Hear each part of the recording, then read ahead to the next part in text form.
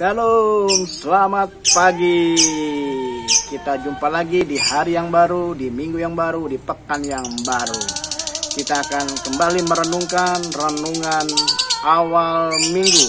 Renungan mengawali minggu yang baru, renungan mengawali hari yang baru. Mari kita berdoa terlebih dahulu. Bapa di surga, kami bersyukur buat pagi hari ini. Kami boleh ada sebagaimana kami ada semua karena anugerah Tuhan. Kami sepakat bersama-sama, kami buka hari yang baru. Kami buka kunci kehidupan kami, kunci berkat kami sepanjang hari ini, sepanjang minggu ini, sepanjang pekan ini. Berlimpah-limpah turun atas hidup kami sekalian. Haleluya, amin. Puji Tuhan, haleluya. Renungan awal minggu, renungan mengawali hari yang baru bersama saya Pendeta Eri. Eri, engkau rumah iman. Haleluya. Kejadian pasal 4 ayat 1 sampai ayat yang ke-16. Kejadian pasal 4 ayat 1 sampai ayat yang ke-16. Das kita baca ayat yang ke-9. Kejadian pasal 4 ayat yang ke-9 sebagai nas kita di hari yang baru ini, di pagi hari ini, di minggu yang baru ini. Kejadian 4 ayat 9 berkata, firman Tuhan kepada Kain, di mana Habel adikmu itu? Jawabnya, aku tidak tahu, apakah aku penjaga adikku? Bapak Ibu sekalian, pertanyaan-pertanyaan ini sering menjadi dilema dalam kehidupan kita sebagai manusia. Apakah saya memang penjaga saudara saya? Haruskah saya peduli kepada orang lain? Haruskah saya bertanggung jawab dengan kehidupan orang lain? Haruskah saya memperhatikan mereka?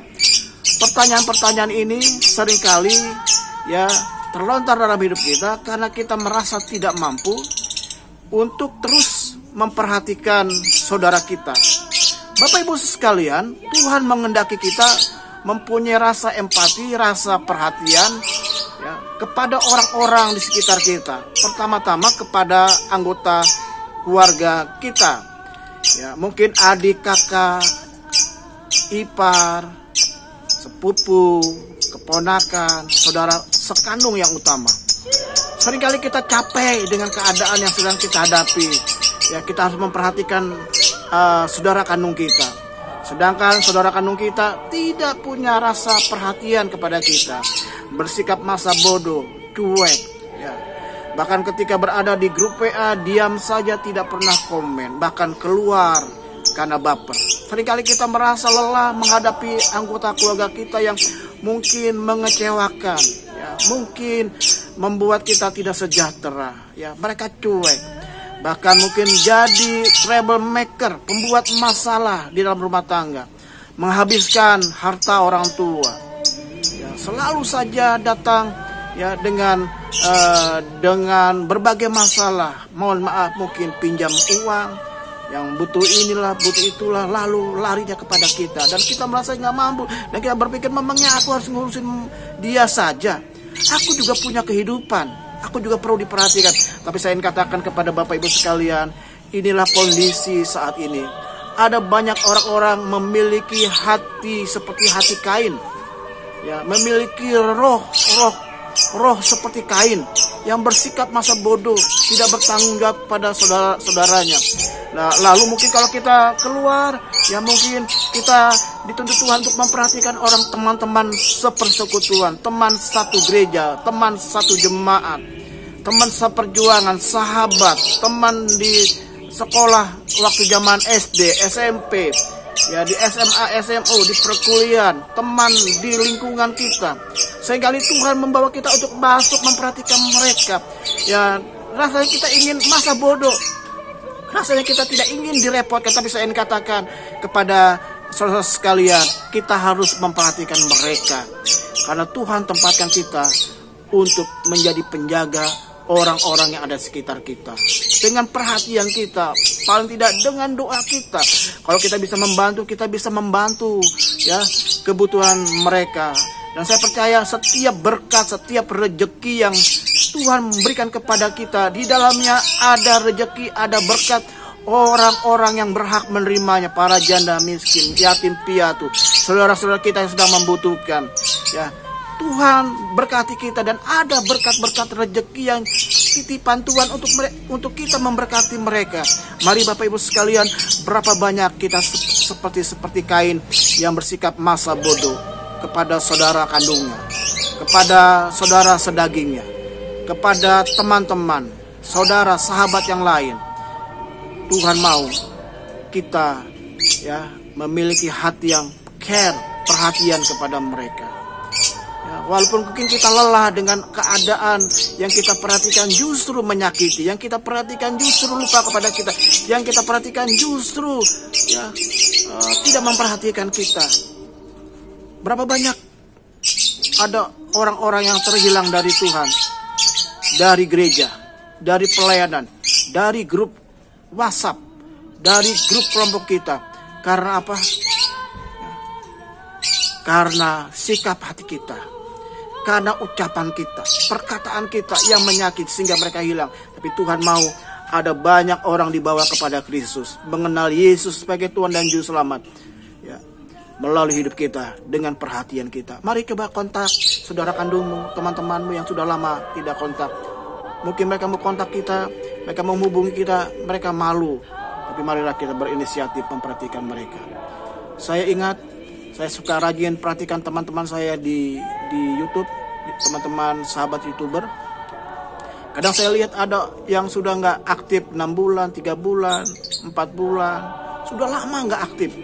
Tidak ada konten, tidak ada kabarnya. Seringkali saya tulis di pesan di salah satu kontennya. Saya komeni kontennya, lalu kemudian ada kalimat, sudah lama ya tidak upload video, tidak membuat konten. Kemana aja? Ayo semangat. Mungkin mereka bosan, jenuh jadi YouTuber, atau mereka kehabisan ide, mereka punya masalah. Saya katakan, ayo semangat.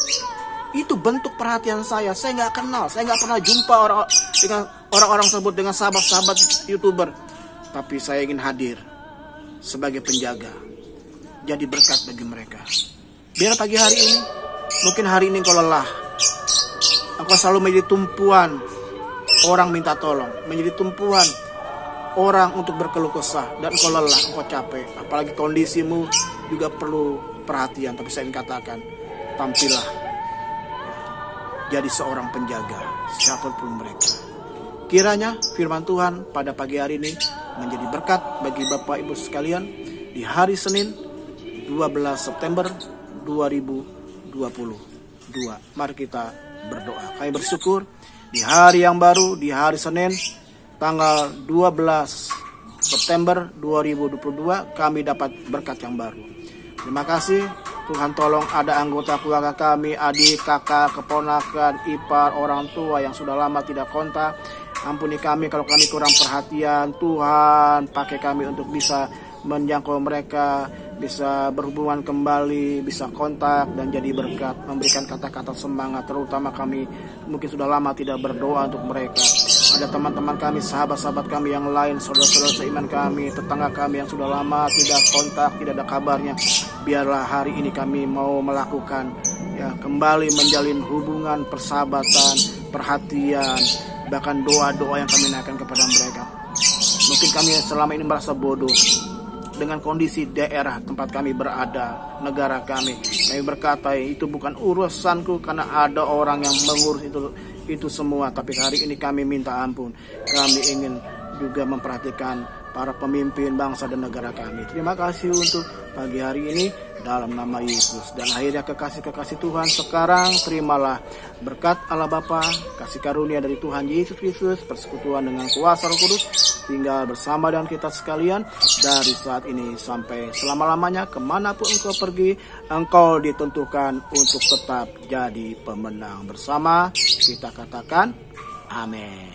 Haleluya. Kita jumpa hari Kamis pukul 8.30 pagi dan kembali hari Senin dalam renungan awal minggu pukul 8.30 pagi waktu Indonesia bagian Barat.